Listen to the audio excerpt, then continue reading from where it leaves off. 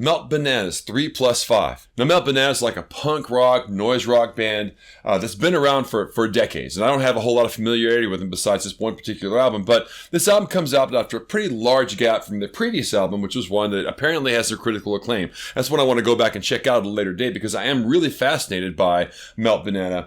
But I will tell you that Melt Banana is a lot to take on. Like, if you ever watch the Trolls movies, the Trolls have these different tribes and each tribe makes a different music. Melt Banana would kind of like be the noise rock tribe. They are, to me, a defining example of what noise rock is, because it's loud and it's out of control and it seems almost brimming over with intensity, but it's also really focused and has a sense of like direction to it. Also particularly distinctive is the super high-pitched vocals that, kind of also give it this sort of trollish quality. For a while I thought these vocals were pitch shifted, but actually the lead singer is a female and sings up in this range that really is pushed up to, kind of tweaked I think with some EQ to give it an even more like pixie-like quality, but it definitely doesn't quite sound entirely human, and that's part of the thing I think that makes Melt Banana so distinctive on this one. But once you can adjust to the amount of stimulus that you're listening to when you listen to 3+5, it is actually really engaging if it is super intense and feels like, again, you're like listening to something with a strobe light on the whole time. So kind of like Light has, certainly in the past,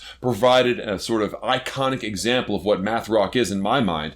I think Melt Banana is a really good example of what noise rock is. For a person who maybe doesn't know what that would sound like, I would check out Melt Banana for sure.